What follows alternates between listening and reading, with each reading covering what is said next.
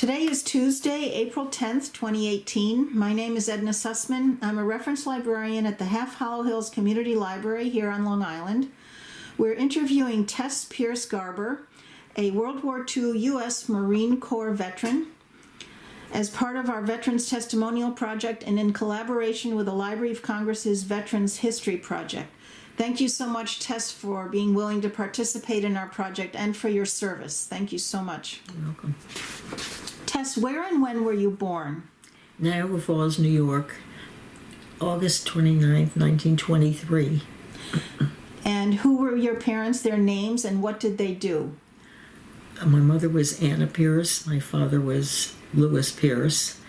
They both emigrated to this country, this wonderful country, from Russia, where their families had suffered through the pogroms. And both of their families, even though they didn't know each other at the time, but both of their families had took a beating. Mm-hmm. Do you know when they immigrated to the United States? It was, as far as I can tell, it would have been about 1912, thereabouts. And then they met in America. They met in America. Okay. And what were their occupations? My father ran a small grocery store. My mother helped him in it. Mm-hmm. Although she went to school as soon as she got here. She went to night school because her father had warned the 3 children that survived to come here that he never wanted to hear the Russian language again. Oh, so at home they spoke English? Yes. Did you have any siblings? What were their names and genders? My oldest brother was Manny Pierce. He ended up being a captain in the Signal Corps of the Army. Wow. During what period of time? He went in just before Pearl Harbor. In fact, he was President Roosevelt had started a conscription program to start getting an army together, and he was conscripted for 1 year, which would have been up in February, but December 7th changed everything. That was Pearl Harbor Day, and instead of coming home, he was in for 5 years. Wow. But he ended up being sent to the European Theater of Operations, and he came out a captain. Wow. So he survived. He survived in one piece. Thank God. And your other siblings? Who were they? My youngest brother was Harold Pierce. Harold was, he ended up volunteering into the Army. And he was sent to the Philippines, the other theater of operations, and he became an air traffic controller. For the, which?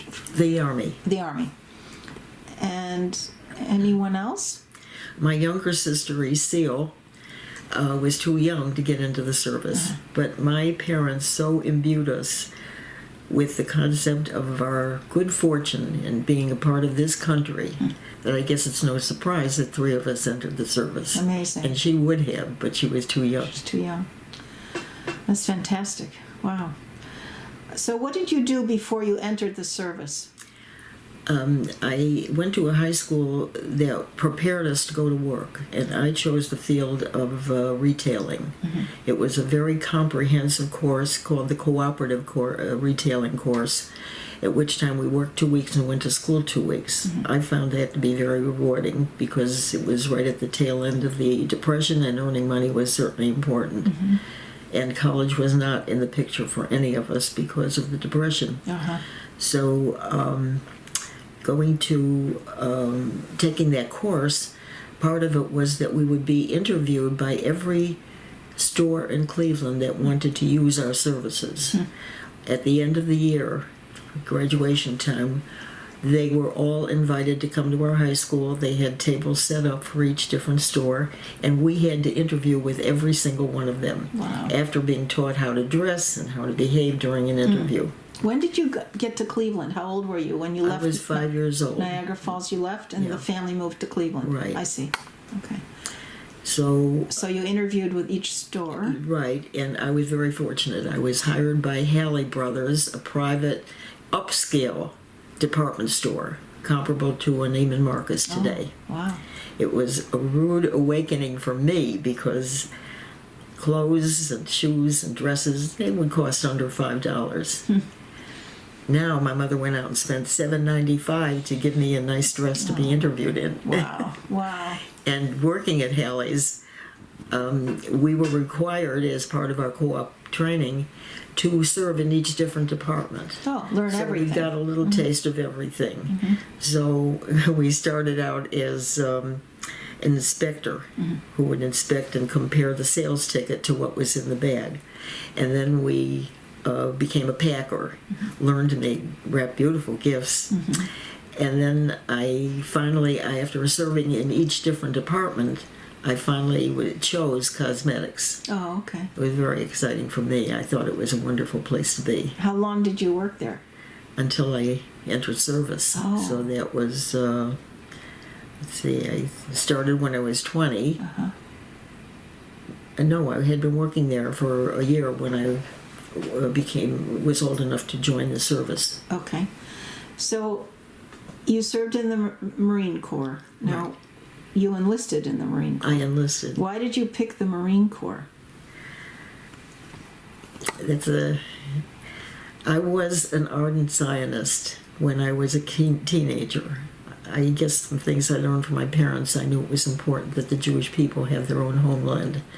So I used to stand on street corners with a JNF box collecting monies, as did many other children, so that we could raise enough money to buy, not steal, the property there. At any rate, I finally got to the point where I knew that I wanted to go to, I belonged to an AZA group that used to, our group leader wanted us to know the importance of becoming a chalutz, or a pioneer. AZA stands for what? American Zionism Association, Okay. I believe. And I thought that was a great idea, and that was my goal when I got out of high school. But again, everything changed with Pearl Harbor, and when my brother was already overseas at the time, and I said, you know what, I want to do something to help the war effort here. And I knew that the women in Palestine were fighting for their country. I felt, why couldn't we? So eventually they started the wax. So very excited, I went down to the wave office to get all my papers ready for when I would be old enough to go. But I found out that their age limit was 21.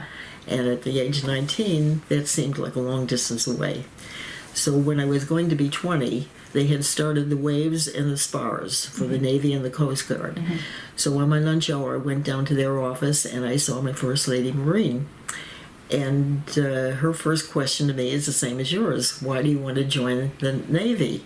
The Marines. No, she said, because I had come there to join the Navy. Their age limit was 20, not 21. I see. So she said, I said the Army wouldn't take me because I wasn't old enough. So, but the Navy's age limit is 20. She says, well, so is the Marines, and the Marines are closer to the Army than the Navy. So I chose the Marines. Oh, wow. Okay. And your brother was in the Army. Yes, both brothers. What happened when you departed for training camp? Well, first of all, what date and year was that? I went down on my birthday and went through both the physical and the written test and passed. What year was that? That was 1943. Okay. So, what did You went down on your birthday to oh, right. get the physical. And I forgot my train of thought. Sorry. So this is when you departed for training camp. Oh, when I took my training, I passed everything, but they turned me down because I was 6 pounds overweight. Oh. I lost that 6 pounds in 1 week. Wow. I went back the following Monday, and they accepted me. Wow. And then it was a question of waiting for our orders to come. There were 8 other women who were accepted the same day I was, and we kind of kept in touch with each other until we all finally got our orders on November 1st. Okay. So, November 2nd, I believe it was. So we met at the train station, traveled together. It was a very long train ride to North Carolina. From Cleveland. From Cleveland to North Carolina, Camp Lejeune was the destination. I believe it's in New River, North Carolina. Okay. We were met by buses. They took us to the area that we were going to. The women Marines were trained in Area 1. Mm-hmm. The other 4 or 5 areas were for men Marines only. No mixing or mingling. Okay, good. So we got in. That first day was a very, very long day. We were all tired and hungry, but finally we were taken to the mess hall after we were taught to stand in platoon formation, 30 women to a platoon. And we got our uniforms, and we saw where we were going to be billeted. And then we were taken to the mess hall. Okay. I was in for a rude awakening there. Why is that? I was brought up in a kosher home, and they were serving pork chops. Oh, wow. Oh, gee. I thought to myself, of all the arguments my parents used to try to talk me out of going, they never thought of that one, and neither did I. No, wow. So anyway, What did you do? I found that I could get by. I ate everything but the meat. Okay. And they also always had peanut butter and jelly or baked beans or something that I could sustain with. Okay. So, and then we were sent to the barracks to sleep, and I was assigned to an upper bunk. It was scary. Yeah. But I was so tired, I just dropped off to sleep, never moved an inch. But I found it was really nice. You had your own private little space up there. Up there. So how many women in the barracks? About? There, in each of the buildings, and there were maybe about a half a dozen buildings, it was an all-woman campus. Oh. We had 4 squad rooms. There were 90 women to a squad room, and they had the upper and lower bunks.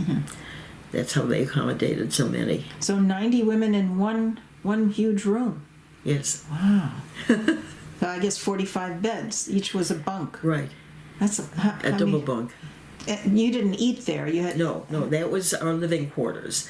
Each squad room had a latrine and a shower room that were individualized, as opposed to boot camp where everything was open. Oh.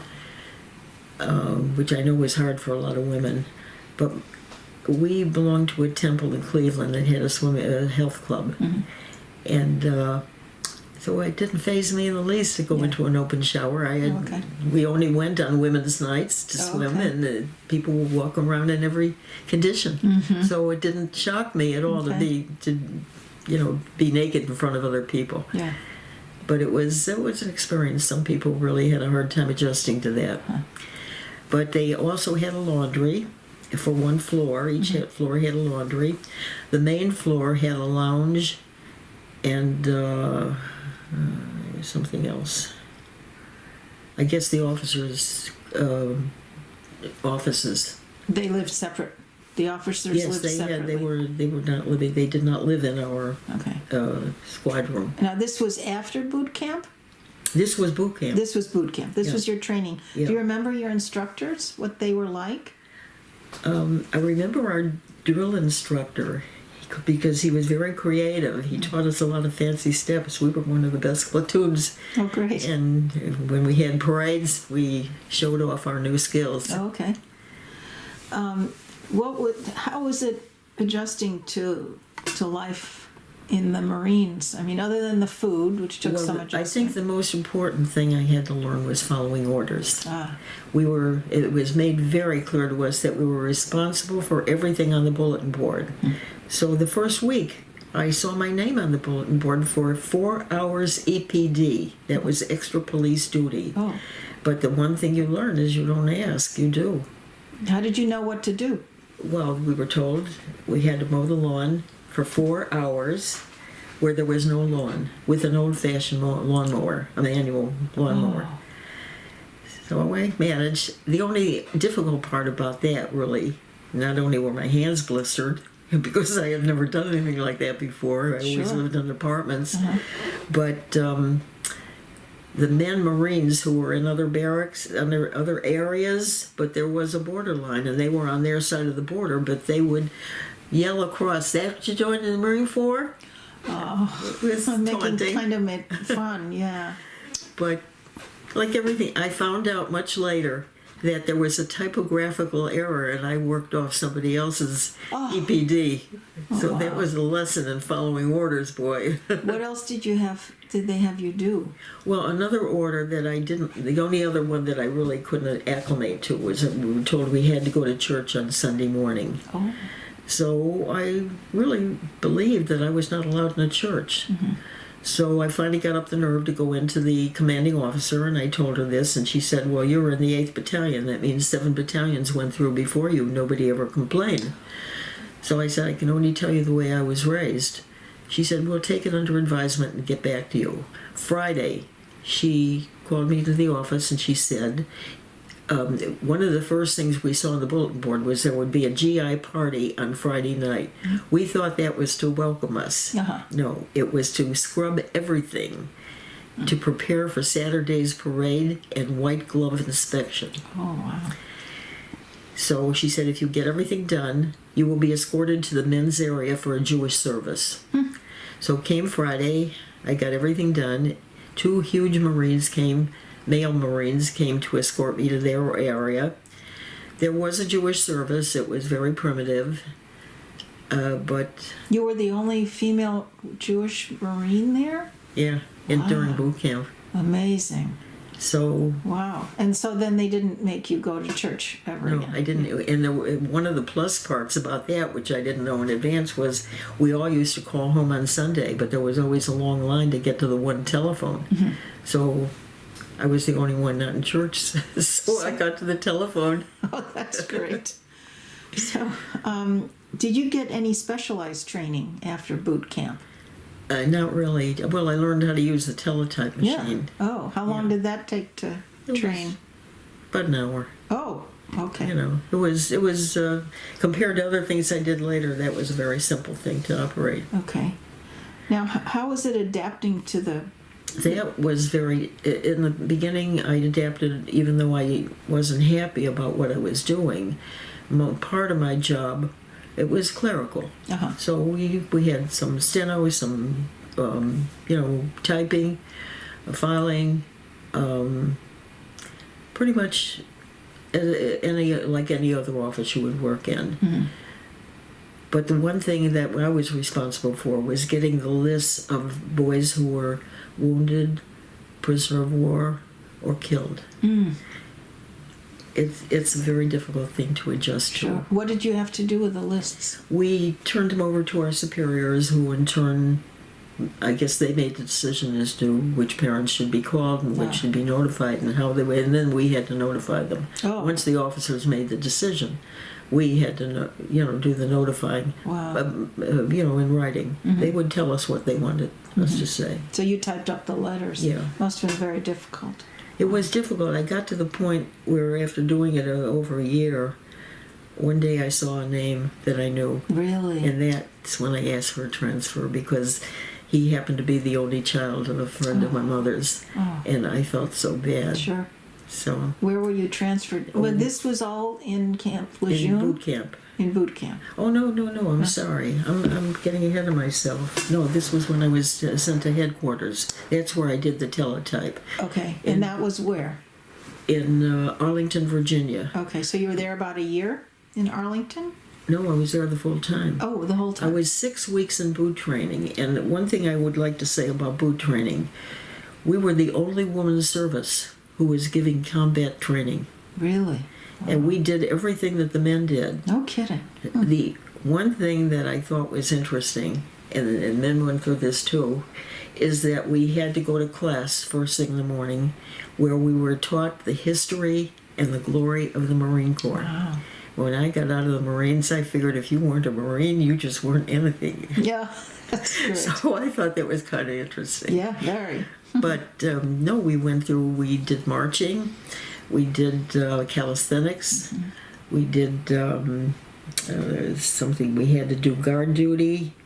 What about learning to use the weapons? Oh, that was the most important thing. We had to learn how to clean a weapon and how to use it. Really? And we were not given ear protectors, which my daughter, who became a probation officer and also was trained to use firearms, she was given earmuffs to muffle that sound. Wow. It was deafening. Sure. But there were many other things that we had to do. We had to, I think we scaled a ship. Yeah, I think I covered it pretty much. We had to go on a run with our pack on our back and carrying a rifle. Heavy. Yeah, it was heavy. Wow. But you know, when you're 20 years old, you can do a lot of things. That's true. And you don't, and because you're all doing it together, there was a spirit of camaraderie that was wonderful. Yeah, nice. So this was in Arlington. This was in boot camp. In boot camp Where for we the took training. the training. That was part of it. I'm sorry, I got ahead, that's okay. ahead of myself.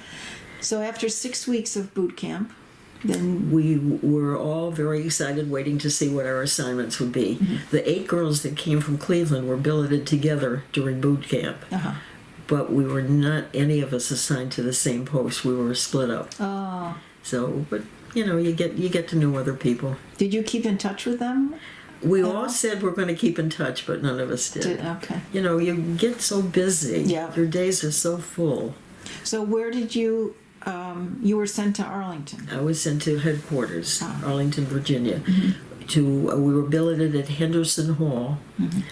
That where I was describing the barracks. That's what the barracks were like in Henderson Hall. I see. We had several buildings, and there were 4 squad rooms to a building and 90 women to a squad room. Wow.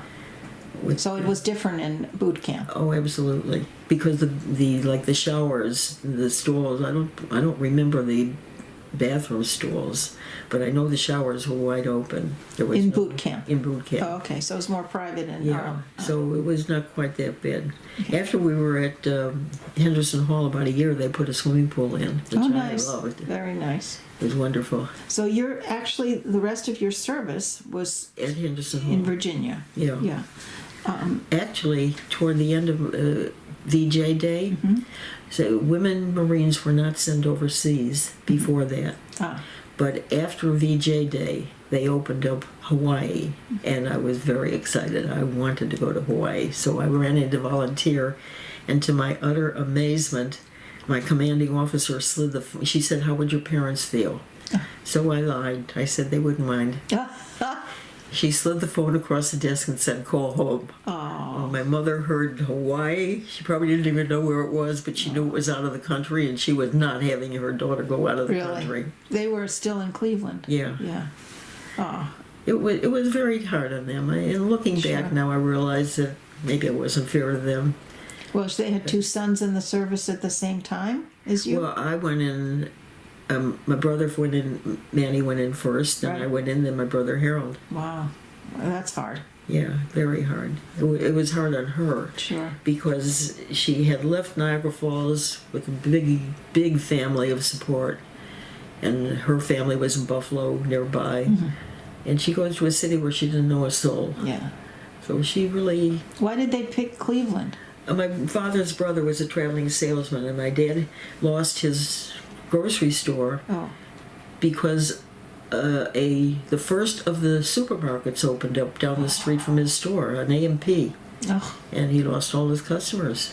Wow. So it was a painful thing. So he was looking around for something to do, and his brother, who was a traveling salesman, came back and told him about this wonderful city of Cleveland, and he even found a business for him, a diner, a 24-hour diner next door to the Fisher Body plant, which made parts for automobiles at the beginning of the automobile industry. Wow. So, So the diner was pretty busy from the There. staff from the plant. yeah. Nice. How long did they have the diner? Do you know? A couple of years, and then unfortunately we had the crash of 29. So my dad, I think he took a loss on the diner, but he used what he had left to buy a delicatessen, which is like a grocery store, on the west side of Cleveland, where real estate was much cheaper than where we were living, which was the east side of Cleveland. It was not a good move.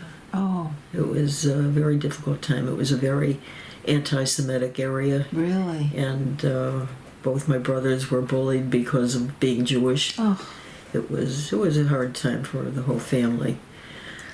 But like everything else in life, it finally also came to an end. And I don't remember what happened there. It was next door to a beer parlor, and I don't think my parents were too happy with the whole area. And we lived in a big storeroom behind the store. Oh. My mother arranged her furniture in such a way that it delineated each room. But we had to go down the basement to shower. It was very scary. Oh, wow.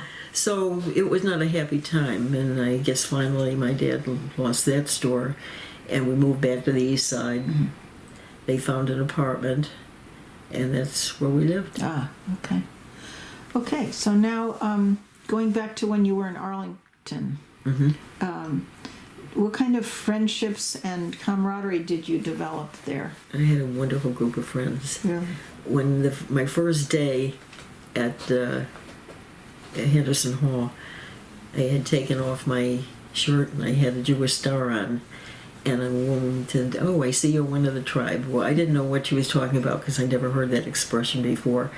But she introduced me to the other Jewish girls who were there, and we kind of formed our own little group and did all the things that we were comfortable with. Nice. We went to the community centers, we went to the temples, we went to dances. We found a lot of recreation. Washington is an exciting place to be. Yes. While I was, one of the things I guess I should bring out, if you're talking about the history of the time, every area that was advertising for women to join the service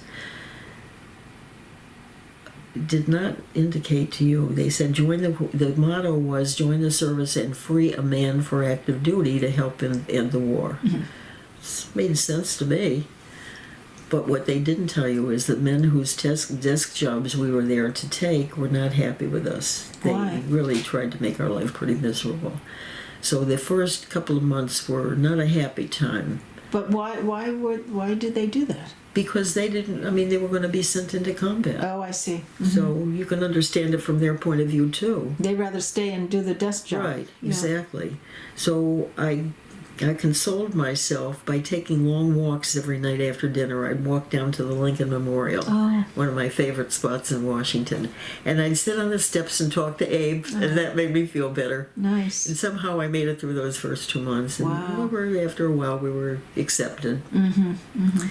And life went on. Yeah.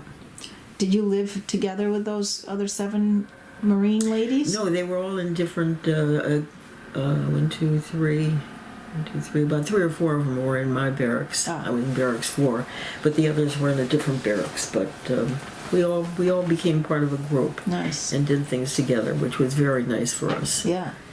So it made us feel a lot more comfortable. And somewhere along at the beginning, that first week, we went over to the mess hall for dinner, and I did my usual eating everything around the meat and not touching the meat.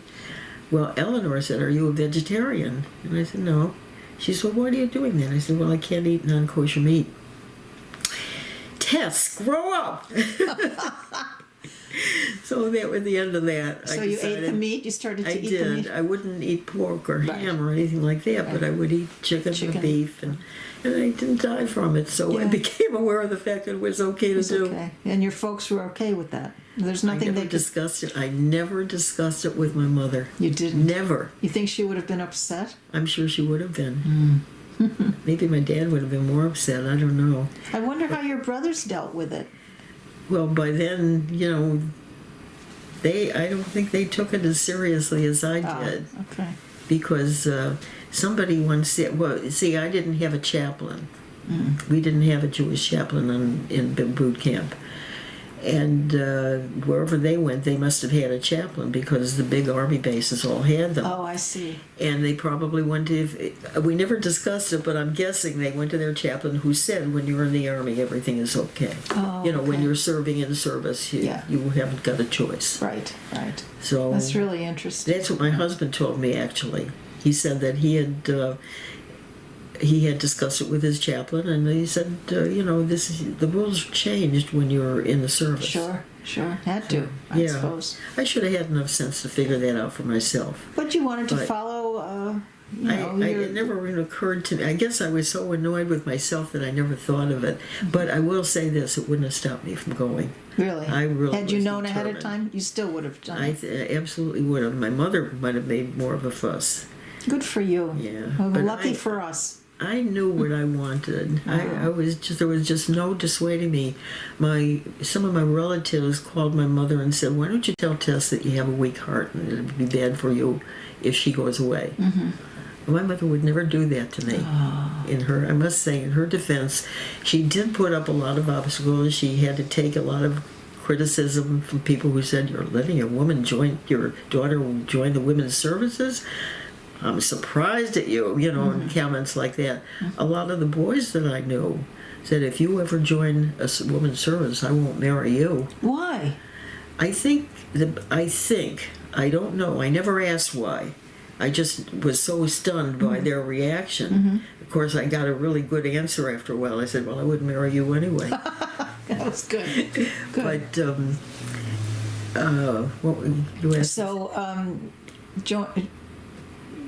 when they said you were a woman in the Marine, they would never marry you. Yeah, well, I just knew that I was happy where I was. I knew I did the right thing. I think I matured a great deal being in service. Certainly learned a lot. What did you? Yeah. How did you? What did you learn being a Marine or in the service in Well, general? I learned that the Marine Corps was the best. Really? Why do every Marine I've spoken to felt that way, and I'm so You impressed. get that in boot camp, boy, Really? I'll tell you. Why do they drill that in? Why do you think It's a that's spirit de corps. true? Nice. And I think maybe you need that especially if you're going into battle. Sure. You need to think that you're there for a good reason. Yeah. It's. I think about my feelings when the Vietnam War broke out. There were people outside the supermarkets here trying to get you to sign up. I mean, as much as I was pro going into the service and thought it was so important in World War II, I did not feel that way at Vietnam, and I refused to sign their papers to indicate that I thought that they should be doing that. I see. Yeah, I thought it was a terrible thing because I didn't, as much as I wasn't that much into current events. I mean, I read the paper, but I don't delve into it. I knew that was not a good war. In World War II, we were attacked. There was a reason why we were there. And I didn't even know at that time what was happening to my own people. So it just because we were attacked, I felt that was justifiable for us to be there. Right. I will say this, the people who make the decisions in Washington, I often wonder how their children go into service or not. And many of them do not. Right. I guarantee you our present president isn't sending his kids, even though he would like to start another war. So, when you were in the service in Arlington, how did you keep in touch with family and friends? Was that hard? Or I started in boot camp. I started writing to my family once a week and calling once a week. Nice. And I just kept that up. And then as life turned out, I would write a lengthy letter, about everything that we were doing and tell them things that I would have told them if I were there. And they wrote back? Yeah. There was no way for my mother to call me in boot camp unless there was an emergency. But thank God there was never one.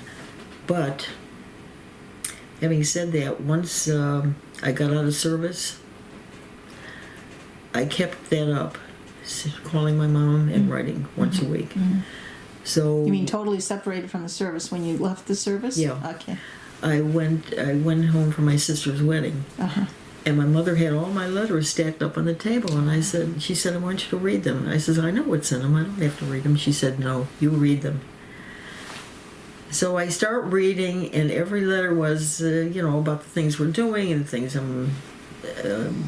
whatever my life was at that moment. But I always somewhere, while I was still in service, those letters said I went out with this one or that one, and he was a lousy dancer. I'm not going out with him again. So my mother says, "What do you think, that you dance through life?" Well, boy, was she shocked when I brought the man that I was going to marry home. How did you meet? How did I meet? When I was ready for discharge, we were told in advance, those of us who had to train a replacement were told that we would be held for 90 days to do that. So when I think the habit at the time was to take men who were in the battle and bring them back and put them into office jobs as a break. Mm-hmm. So the man who was in charge of our office really knew nothing about office procedure. So when the list of people who had enough points for discharge was sent to him, he just signed the whole list and passed it on. So even though I had been told differently, I very strongly learned the lesson of not questioning any order. Mm-hmm. So I'm losing my. So you were getting ready to be discharged. Yeah. And I had my barracks bag half packed. We had the group of 8 girls that were, we had formed a little group. We all decided one of them was getting married and moving to Colorado. So we decided we'd all go to college in Colorado and keep our group together for a while. Nice. So I sent my papers in. I was really all prepared to be discharged on Monday. This was 1946. On Friday, a new list went up. We had dates on Sunday to go and celebrate my discharge. Mm-hmm. So on Friday, a new list went up. The following will serve 90 more days to train a replacement. So I was a little bit So depressed. you were on that list? Yeah, I was on that list too. Oh, and the others weren't? No. Oh. Well, they really weren't in as long as I did. I had more points than any of them. So you were supposed to be Yeah. discharged. So, I guess I felt a little sad. So the morning that we had dates to go out and celebrate this discharge that I wasn't getting, my bunkmate said, let's go down to 8th and I and spend the day until it's time to meet our dates. 8th and I was a temple that became a USO on Sundays. Oh. So we went in there, we walked by the ping pong room, and a ball hit me on the shoulder, and I tossed it back, and that's how I met my husband. No kidding. This was in Arlington. Arlington. Yeah. Oh, wow. Yeah. Why was he there? He was in the Army very early. He was in about 7 or 8 battles in North Africa, and at the end of the last battle, he was shot in the upper thigh, and they severed a main artery. Ooh. So he was due for amputation. Mm. The first doctor that saw him said hip, meaning they were going to, because the wound was so high, they were going to take the leg off at the hip. Oh. But between that time and the time that he was actually sent to a place where they were going to do the surgery, another doctor that saw him said, he is young, he is strong, let's wait and see where the gangrene sets in. Oh, we know God. how much of the leg is still healthy. Wow. So for 30 days he lay there in absolute agony Oh. until they had to put him on some kind of medication to dump him up. But finally the gangrene did set in, and it showed that most of the knee was still healthy. Mm-hmm. So he was able to get the below knee amputation. Oh, wow. He was absolutely mortified to think that he was losing his leg. He was a walker, a ball player. He Were you already engaged or I married? didn't know him at that point. I see. Okay. So he wrote a book. He decided, he came home. He used to be a fur cutter before the war. A fur cutter. Fur. But he couldn't do that anymore because he couldn't stand on his legs. Oh. So he went to, he got some advice, and he was told there was a course starting at American University in Washington to train him to be a service officer for the Disabled American Veteran Group. Oh. So he decided to do that. And one day he was there, and he heard on the radio that this temple had a USO that became, they could get brunch free. Oh. So that's why he was there with his friends. And Wow. playing ping pong, even though his balance was very poor because he was getting used to the new leg. Sure. So he had a prosthesis? He had a prosthesis. It was a murderous prosthesis. It was made out of wood, so it was very heavy. They had leather corseting that fit around his thigh, and a belt that fit around his stomach. So summers were really very difficult because they would sweat from all this stuff, Sure. and the leg was so heavy, and the leg wasn't waterproof. So they had to take it off to get into the shower, which was difficult. Was he in pain a lot of the time? He had a lot of pain because he had in fact 6 weeks before we were married, he had to go back for a revision on his stump because it was bleeding. Oh. So he had a lot of discomfort from that leg and a lot of mental anguish. Sure. In those courses where everything, they had to be trained so that if they ended up at an office way out in the boondocks somewhere where they had no help, they could do everything to run that office. So they took English, they took law, the veterans law. It was a comprehensive course. And the English teacher who came from one of the colleges here in New York had them all write their experiences. And he wrote a story called The Expanse of White Linen. It was his feeling on waking up after the surgery and seeing the sheet was raised where one foot was and flat where there was no foot. Wow. He said he was busy feeling sorry for himself when he looked across the way and saw the man in the bed next to him who had been burned from head to foot. And he said to himself, "You jerk, what are you so upset about? You only lost a leg. You can still go on living. Wow. He will not be able to go on living." So that was a lesson for him. He was a gutsy man. Yeah. He always handled whatever was thrown at him. Wow. I thought he also had a beautiful voice. Yeah, oh, he sang. I think that's what got me.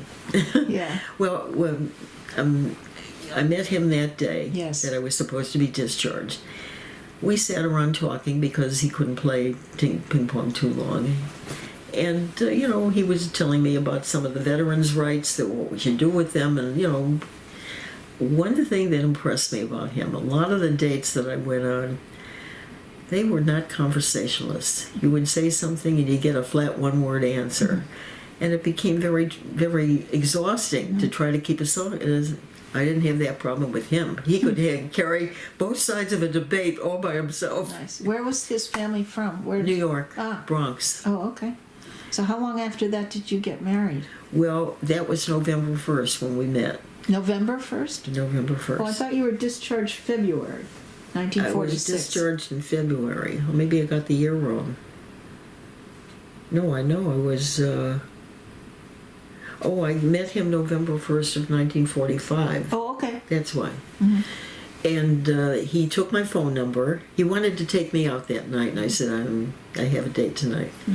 So he took my phone number, and he did not call me all week. So I figured, not the first time, not the last time. But the following Saturday, there was a big dance at the community center. And I had a date with a boy also from New York. And they had a band, so they had an intermission. We were wandering around this building, and I thought it was Nelson Eddy singing. I was a big Jeanette MacDonald Nelson Eddy fan. So I said, let's go up there and listen, until the band comes back.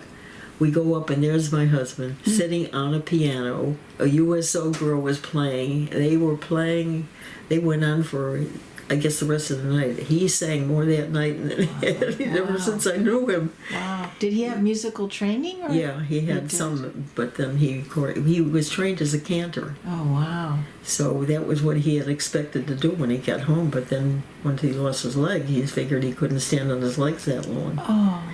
He actually met Madeline Carroll, the movie star, who wanted to put him up in show business. No kidding. When she heard his voice. Wow. He in his family of 4 children, 3 of them had magnificent, high-quality operatic voices. Wow. His brother was a tenor, his sister was a cultural soprano, and he was a bass baritone. Wow. It was... So what year did you get married? 1946. Oh, right after your discharge? It was 6 months from when we met to when we got married. Wow. And 3 of those months I was back home. And he was still working for the service? He was working for the Disabled American Veterans. Right. Okay. He had graduated. I went to his college graduation. Where did he go to school? American? He graduated from the American U, Yeah. but this was the cathedral in Washington, Oh, yeah. where they had, these were all wounded veterans that graduated from that class. Oh. And it was he was asked to do the keynote song. Oh. It was so moving, and his voice, without any microphones, just filled that chapel up. Beautiful. It was just beautiful. My kid brother had come to visit me on his way overseas, so he was with me that day. Nice. Now, speaking of that, after your service, how did you return home from Arlington? Well, when I finally got discharged, February 14th, he had just proposed to me. Oh, on Valentine's Day? Uh-huh. So how did you get home to Cleveland? You had to go back to Cleveland. Yeah, my older brother had gotten out of service, and he was living in New York. He was in the dress line. And he was living, in fact, while I was still in the barracks, he sent me my first civilian dress, Oh. which was a lot of fun. So you went to New York to see him? I went to New York to meet my husband's family. Oh. And then I went to stay with my brother for a few weeks just to, spend some time with him. How were you received by family and friends when you got out of the service? Everybody was happy that I was home. Yeah. Everybody made a big fuss over me, which was nice. And one of my girlfriends was getting married, so she said, "Please come in your uniform." Did you? How was it adjusting to civilian life? I didn't have any problem. You know what the biggest change was? Women were wearing earrings, and I had never had earrings. Oh. Everything only changed. Otherwise, I went back to my brother. Took me while I was still staying with him. He took me to the warehouse where the line that he was representing housed their clothes when they were made. He says, "Help yourself." Oh, I went from nice. one rack to the other. I'll take this in blue, this in pink, this in yellow. I had the most glorious wardrobe. I bet. When All summer clothes, of course. summer, it was coming Yeah. up summer. Did you go back to Cleveland then? Yes, then Before you finally- were married? Yeah, I went back to my job at Halley's. Oh, you did? Yeah, that was quite a shocker because the woman who, there was a line that I very much admired. It was called Friendship. I think it was called Friendship, something like that. And it was a very light, airy, Milkmaid. It was Okay. the Milkmaid line. And it was a very light, airy cosmetic. It wasn't, heavy, thick stuff. And I loved that line, and I probably sold more of her line for her than anybody else. So she was ready to retire, and I found out when I came back to work that she had stayed on so that she could give her spot to me. Wow, isn't that nice? She thought I would be so Wow. good for that line. Wow. So when you went back to Cleveland, then you told your folks about getting married? Well, while I was still in service, my husband found an ad in the Sunday paper that somebody was driving to Cleveland, Ohio for some kind of races, and he was looking for people to share the ride. Mm-hmm. So he said, "I know you want me to meet your family, so Oh. if you want to go, let's go." So Nice. he walked out of a law exam. Oh my God. He was taking the exam, and he realized that he had to still pick me up and meet this guy. And he said, when the professor said to him, "Where are you going, Garber? You didn't finish." He says, "Can't help it. I'm going to meet my new in-laws." Oh, nice. So he did well on the test anyway. He had a great mind. He had a Wow. photographic memory. Wow. So we got to Cleveland. He met my family. That was the shock for my mother. After all my letters about not wanting to go out with somebody that wasn't a good dancer, and here I'm bringing home a guy who has one leg. Wow. She was not happy. Oh. She kept saying to me, "How's he going to make a living for you?" I said, "I'm not worried about it, so don't you." Oh, wow. And they ended up liking him. Oh, yeah. They all loved him. So how do you think... so did you remain in contact with any of your fellow Marines? Yeah, we stayed in very close touch. Nice. All that group of eight. Yep. I went to visit Ray, I know, in Washington, and Eleanor. Oh, they none of them came to my wedding. I think it was just a time when they couldn't get away. Mm-hmm. But Phyllis, my bunkmate, got married 6 months later, and three of us, Eleanor, Molly, and me, met my husband, Oh. and he drove us all to the wedding in, Oh, how in nice. Pittsburgh, Pennsylvania. What, your what? No, Oh, her to wedding. my bunkmate's Oh, wedding. well, nice. Very nice. So, yeah, and in fact, I saw her. My husband was doing a cantoral. He became a part-time cantor. He felt he could do it. He could handle it, like for the high holidays. But he had already started a business, so he didn't want to give that up.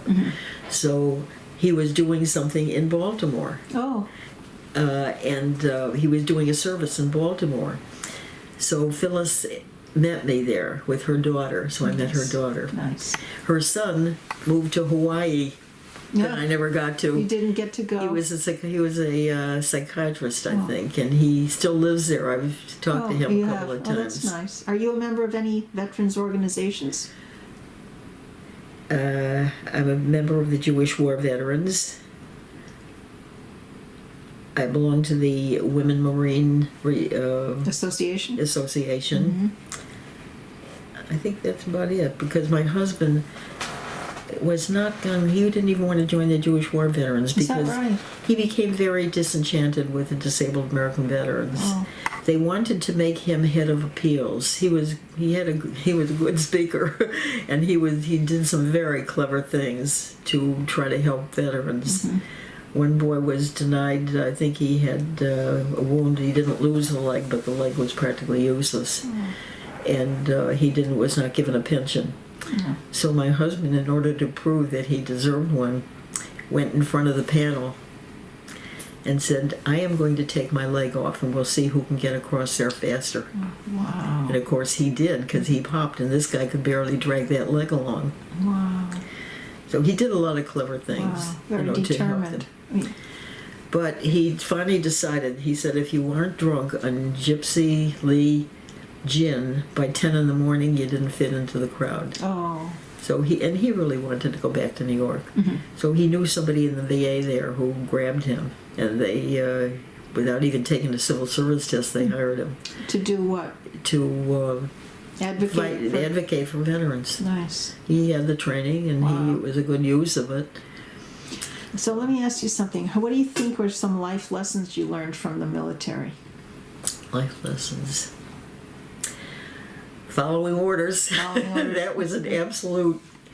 At one point, my daughter came home from high school one day.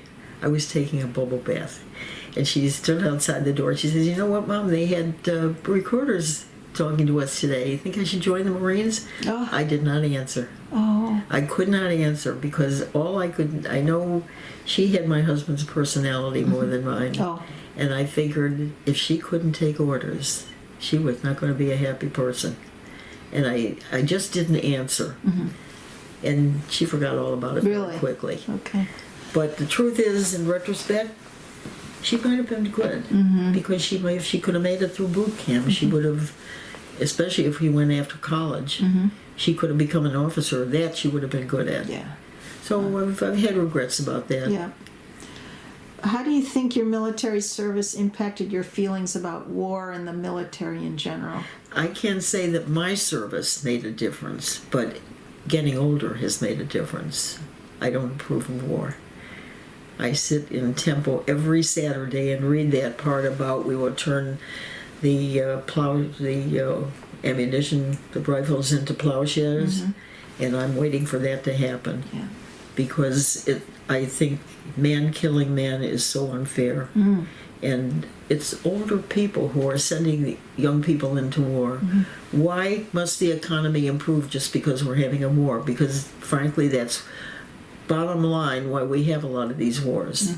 Economics, absolutely. What message would you like to leave for future generations who will hear this interview? That I do think what Israel does is very clever. When children get out of high school, they go immediately into the Israel Defense Forces. So they have that 2-year period to mature. So by the time they do go to college, they're serious about college. They've already been away from home. They've broken the party era. So I definitely feel that that is a good thing to do. I think that kids should be doing that. They get out of high school, there should be something. The Peace Corps was a good idea.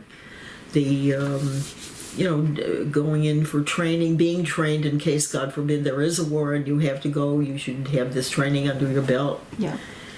I think just the idea of learning to take orders, that was so impressed on us that I think that I know that I matured during that 3-year period. Sure. I absolutely did. It changed my whole, I was very shy. Really? I don't know where I even got the nerve to join the Marines. I remember my best friend, when I told her, I said, you want to go with me? She said, are you kidding? I mean, they thought I was crazy. Really? They couldn't understand. I mean, my So brothers she didn't. were, Your best friend didn't go. No, nobody that I knew went. Really? I was the only one in the whole group that of kids that I grew up with that went into service. And there were a couple of boys that were among those that didn't want me to go in. They thought it was not proper for a girl to be in service. No kidding. I don't know if their reasoning, I think when the wax first started, there was a lot of rumors that went around. And that was probably very unfair to them. But it gave people the wrong impression of why we were there. Yeah. And you were in 3 years? It was close to 3 years. Close to 3 years, yeah. Is there anything you feel we haven't discussed or anything else you'd like to share from your service days? I liked the fact that being in Washington, we were part of everything that was going on. We were called upon to march in various parades. I even marched in President Roosevelt's funeral. Did you cortege. really? Wow. Yeah. So it was a good. We were. Oh yes, very important thing. We weren't just used for office jobs. On our time off, on weekends, we would be trucked into the farms in Virginia where they were lacking help because most of their workers were off in the services. Wow. I chopped trees down, I drove a tractor, I planted, I harvested, I painted a barn. I mean, I had all kinds of interesting experiences. Yes. And in fact, the first night we did that in this squadron of 90 women, you heard timber. Oh, nice. So this was really on your off time? Yes. Yes. So it was like we were not. It was not required of us. Oh, I see. But it was something that we volunteered to do. Nice, and most people probably did. Yes, because it was a good experience, and we were needed. Helping why did we people, join the service to begin with? Because Very we were nice. needed. Did the families know when you came you were from the Marines? Yeah. Oh, yeah. We had fatigues. Oh, you wore your fatigues? Yeah. Okay. Wow, that's really wonderful. It was a good experience. Then the other thing that I thought was very important, not only to a lot of people but to me personally, on weeknights they would have a bus going to Walter Reed and to different hospitals where they were bringing the wounded in. Again, the first night was brutal. I mean, you could hear sobbing right through the whole barracks that night because we saw the results of war. Yeah. And that was a hard time. Sure. Very hard. Wow. Did you do that on a regular basis? Yeah. You did? Yeah. Wow. Yeah. And just to talk with the soldiers? And Well, we would, the boys who lost their sight, we would write letters for them, we would read to them. The boys who had lost different parts of their body, we would do whatever was required that they needed to have help with. Some of the boys were getting used to walking on their new prosthesis, so we would give them a chance to practice by taking us for a little walk. It was the most important thing I think that we did was just sit and talk. Yeah. They wanted to talk. They They did. wanted to tell you their experiences. Nice. And so this gave them an outlet to somebody that would sit and listen to them before they got home to their families, which a lot of them were dreading. Those who had very serious wounds Sure. were not looking forward to having to show this to their family. Sure. Wow. So did you do that throughout your service? They had you do that? Yeah. Wow. Yeah, it was an important part Sure. of our life at that time. Yep. In fact, at one point I was thinking of taking some courses, but I couldn't because I couldn't interrupt my schedule of going to the hospital. I thought that was more important then. I didn't spend too much time in the amp ward, and I know that my husband was there when I was going there. But you didn't really know each other. I didn't know him then. Wow. The only thing I could think of when he told me where he was located, I remember there was a guy in there that used to make a lot of noise, and I'm sure it was him. Oh, that's funny. Well, Tess, thank you. You've You're welcome. really been very interesting, and thank you for all you did for all of us. Really appreciate I it. did it for me too. I mean, it was something I needed to do. I knew from, I guess, the time I was 15, 16 years old that this is what I wanted to do. No kidding. Wow. I just said it was because of Israel. Really. That was really what put me on that That was path. motivating. Yeah. Mhm. Where were you? I forgot to ask you, where were you when the war ended? World War I II. was, where was I? You were Actually, still in service. Yeah, I was still in service, and I had a furlough, and I went to Cleveland. It was in August, the end of August, and a bunch of my friends had a cottage on the lake, and I was on the beach when I heard that the war was over. Wow. Amazing. Yeah, it was kind of, it's a strange thing to do, Yeah. Well, but you know, it was. I did make a lot of good friends. That wasn't the purpose of going in. I always had a lot of friends, so that wasn't my purpose in joining the service. I really believe that I was just my my mother's lessons to us. I don't think there was a day of our life that in some way she didn't tell us how lucky we were to be born in this country and how important family was to stick together. So how did four of us end up in 4 states? But we stayed together stayed we were in touch. very close. Yes. Very close. We talked to each other once a week.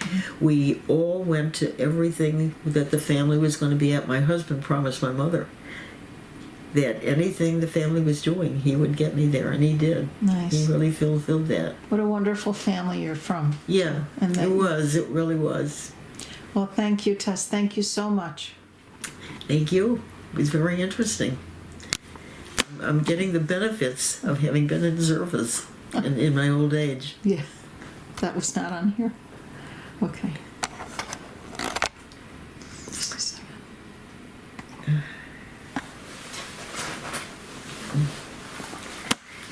It's been interesting.